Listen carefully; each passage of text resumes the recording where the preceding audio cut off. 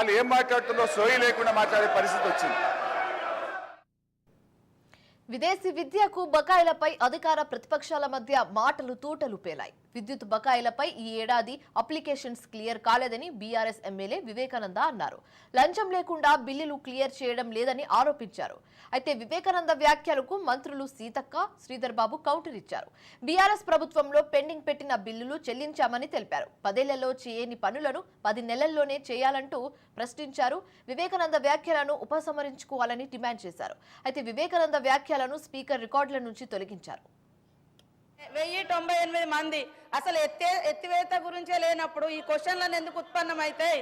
మీ గవర్నమెంట్లో మీరు పెండింగ్ పెట్టినాయి, మేము పే చేసినాం 244 కోట్ల రూపాయలు.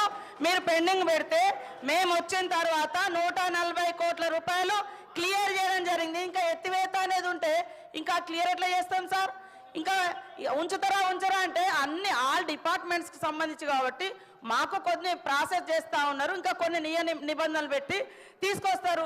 ఇంకా ఉన్న పెండింగ్ మాకు మార్చి వరకు ఉన్నది క్లియర్ చేయడానికి ఛాన్స్, మార్చి వరకు మేము క్లియర్ చేయడానికి అవకాశం ఉంది.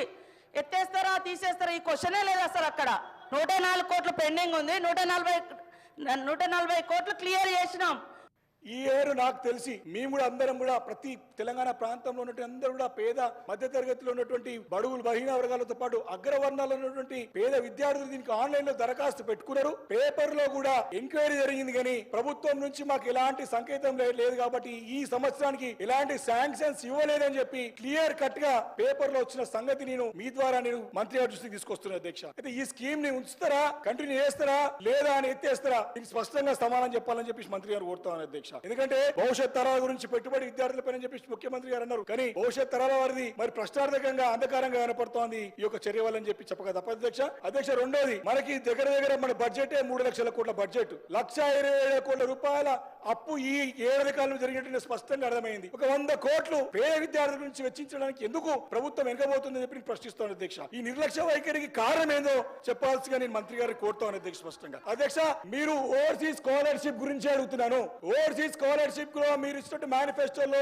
ఈ పేద మధ్య తరగతి అన్ని వర్గాల ప్రజలకు అధ్యక్ష, ఎస్సీ ఎస్టీ బీసీ మైనారిటీలో ఉన్నటువంటి అగ్రవర్ణాల పిల్లలందరూ కూడా 20 లక్షల నుంచి 25 లక్షల రూపాయలు చేస్తా అని చెప్పేసి మాట ఇచ్చి ఇప్పటి వరకు దానికి కూర్చోలేదు అధ్యక్ష. కొత్త 5 లక్షలు ఎక్కువగానే కొండ నాలుగకి మంది వేస్తే ఉన్న 4 కోట్లు పోయినట్టు ఉన్న సంవత్సరానికి స్కీమ్ పైసలు లేవు అధ్యక్ష. ఉన్న పైసలు రాలే, ఇంకా దానికి సమాధానం చెప్పాలి అధ్యక్ష. ఏ విధంగానైతే వారు డ్రెస్ వేసుకొని వస్తా ఉన్నారు, ఇక్కడ కూర్చున్నప్పుడు ఒక వేషాలు, అక్కడ కూర్చున్నప్పుడు అక్కడ వేషాలు. ఏంది అధ్యక్ష ఇది? నిన్న అయ్యప్ప స్వామి డ్రెస్సులు వేసుకొని వచ్చిండ్రు, చాలా గౌరవంగా భక్తి హృదయంతో ఉంటారు అనుకున్నాము. మళ్ళా మధ్యాహ్నం చూస్తే అదే లొల్లి, అదే గడబడు. ఈ రోజు ఆటో సోదరులకు సంబంధించిన డ్రెస్ వేసుకొచ్చిండ్రు, చాలా సంతోషం. వారి సమస్యలను గుర్తించిందని అనుకుంటా ఉన్నాం. వారు ఇక్కడ కూర్చున్నప్పుడు ఏం చేసిండ్రు అధ్యక్ష?